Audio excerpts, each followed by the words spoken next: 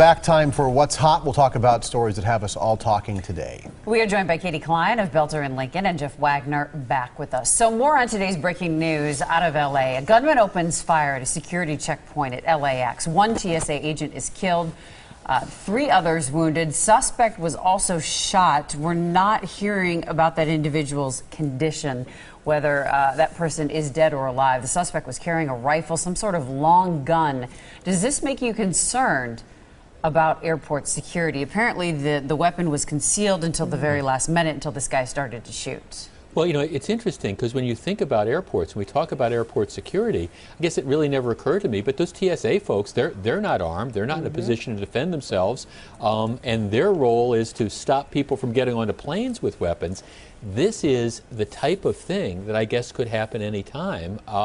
And yeah, I think maybe we've got to take a step back and start evaluating things, but at the same time, at some point in time, you got to be able to get into that building. Do you move security back to the entrances? I'm not sure that's practical. Well, you know, and last week I was flying, and I have to be honest, one of the thoughts that I had was, I wonder why they have security so far down approaching the concourses. You know, it's very easy from the time that you park your car or get dropped off and check your bags. Somebody who's very motivated and very determined could very easily get a handgun or a pistol or whatever it may be all the way up until the security checkpoint. There's a lot of space in between getting out of a car and security. So, you know, something has to, there's got to be some sort of a compromise. When you think about the percentage of an airport that is protected by security and is not protected by security, a terrorist, somebody who has a bad idea, can do a lot of damage at a place before. I think our goal has always been, though, don't let it get on the airplanes. We never really considered the airport. But there are, you know, in the holidays, thousands of people milling around in these unsecure parts of the airport. So if you wanted to hurt or kill a lot of people, you don't need a plane to do it. But I appreciate all that you're all saying, but you can say that about almost any public place. You could say that about a mall at Christmas time. Right, exactly. So I mean, I guess the Super question Bowl becomes, you know, where do you trade that off? Because we have all these different public spaces that are there. I will tell you, hearing the accounts of this thing that happened today with the number of rounds that were fired, as horrible as this could have been a lot worse, given how many shots this guy was able to get off. And I do think we're going to have to reevaluate security. I just don't know what you do. Well, and here's the other thing that we need to take into consideration. If you're really motivated, you're going to have a well thought out plan. And especially if it's a disgruntled former employee who has insight knowledge into, you know, other areas that he or she could get past too, that's something we need to take into consideration as well. I mean, you know, we obviously don't know the makeup of this individual, but sometimes former TSA agents have more knowledge than the general public. We do know the individual, identified now by the AP and NBC News, is a 23-year-old from Los Angeles, a U.S. citizen. Paul Anthony Ciancia is the name of the individual in custody. So we do know that.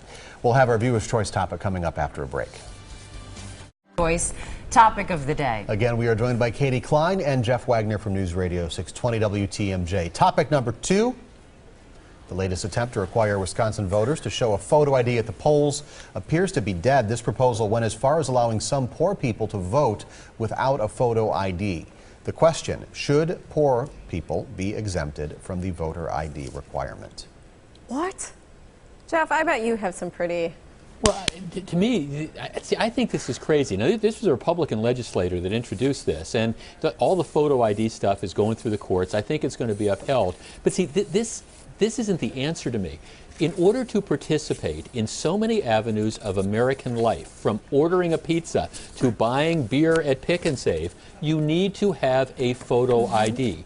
If we seriously have people that don't have photo IDs, I think what we got to do is figure out ways to get those photo IDs in their hands so they can participate in mainstream America. That's the way I would go about this, not say we're going to carve out exemptions for one class of people or another. Everybody should be able to get photo IDs. Well, I agree, and I don't understand what economic impact has to do with getting, about getting an ID.